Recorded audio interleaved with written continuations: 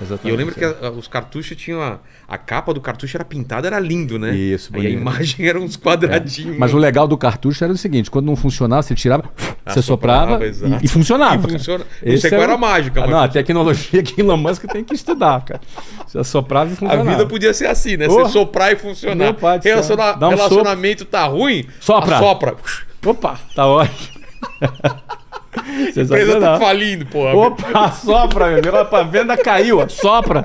Eu vou levar essa técnica. Nunca experimentei, hein? Isso é uma boa, sopra que melhora, né? Eu nunca experimentei. Vou implantar isso na equipe de vendas da Wiser lá. Vamos ver se funciona. E você era um bom aluno? Como que era? Era bom aluno.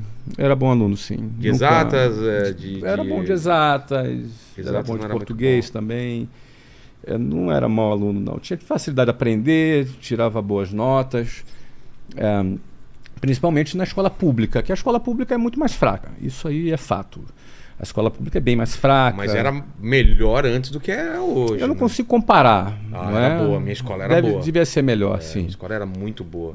Mas eu comparo porque quando eu, mesmo sendo melhor naquela época, quando a uma certa altura, aos 13 anos de idade, eu quis ser militar também.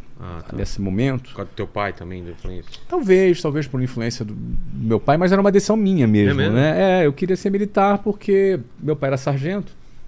Então, eu fiquei sabendo que existia uma prova que você podia ser oficial. Então, você já começava como oficial. Então, você tinha uma carreira de oficial.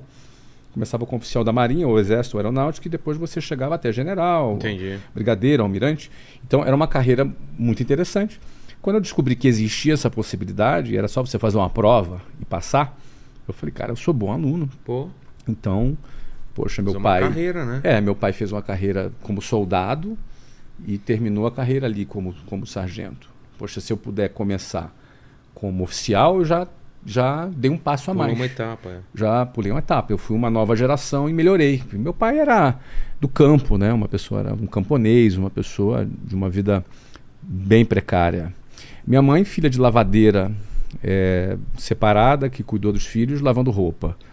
Então, essa é a minha origem, né? Minha avó, que faleceu ano passado, era a pessoa que inspirava a família, porque ela empreendeu lavando roupa. É mesmo? Então, ou seja, ela não tinha salário, não tinha nenhum ganho, mas criou 3 filhos, formou 3 filhos lavando roupa. Eu admiro muito isso, né? Isso é incrível, né? Isso é incrível.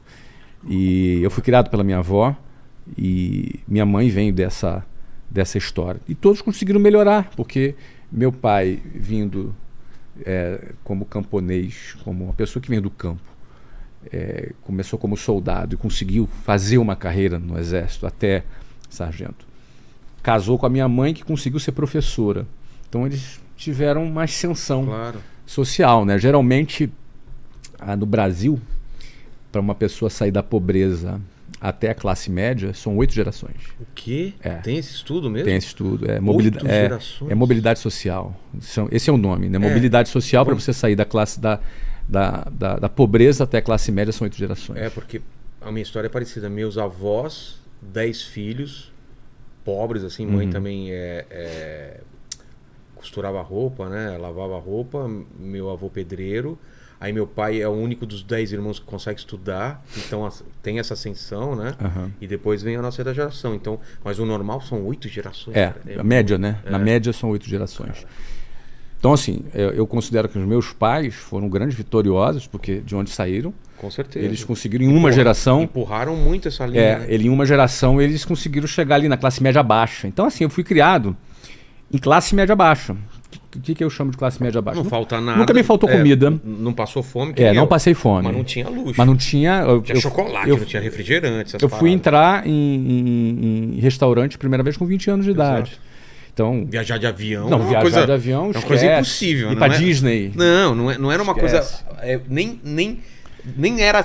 Você não sonhava com isso. Eu não sonhava em ir pra Disney. Exatamente. Eu não, assim, porque... Chegar pro meu pai, eu queria ir pra Disney. Eu não lembro, talvez eu nem tinha ideia, eu acho que eu nem tinha ideia do que era Disney, porque eu era de São Bernardo. Por causa do Silvio Santos lá, você lembra? Tinha a turma do Clube do Mickey, pode né? Ser, mas era tão distante, né? Era muito distante. Eu não sonhava, não desejava. A gente sonhava em ir pro Play Center. Nem isso, cara. Play Center tinha... Porque a minha escola tinha excursão no final do ano do Play Center. Mas nem Play Center, porque eu era do Rio, do né? Rio, é verdade, é verdade. Nem era Rio. São Paulo era outro país pra mim, né? Você então, nem vinha nada. Nada, zero. Mas lá de onde você morava, é que o Rio eu conheço pouco lá. Era uma coisa de... Você frequentava a praia... Não, cara, olha só. Onde eu morava era bem distante dos cartões postais. É mesmo? Bem, distante quanto, pra ter uma ideia? 2 horas de ônibus. O quê? Longe, cara. Putz, então é outro Rio mesmo. Não, é outro Rio. Ali, o bairro Jabu, onde eu morava, ele ficava entre a Favela do Sapo, era em volta, Favela do Sapo, Cavalo de Aço, Marco 7 e Rebu. Ali é a área de conflito, de disputa entre tráfico e milícia. Nossa. Mas já desde aquela época. Então você viu coisas então naquela época já? Muito menos piorou? Do que hoje. Hoje está muito pior, muito pior. Alguns anos depois que eu já tinha saído de lá, era tiroteio todo dia. Na minha época já não tinha tiroteio. Não é? Mas essa era a realidade. Então, para ir para a praia... Ir para a praia é uma viagem, é um evento ir para a praia. Entendi.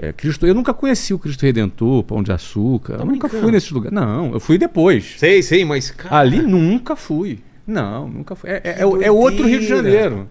É a periferia. A gente chama isso de exclusão geográfica. É quando você, por força de morar na periferia, você está distante.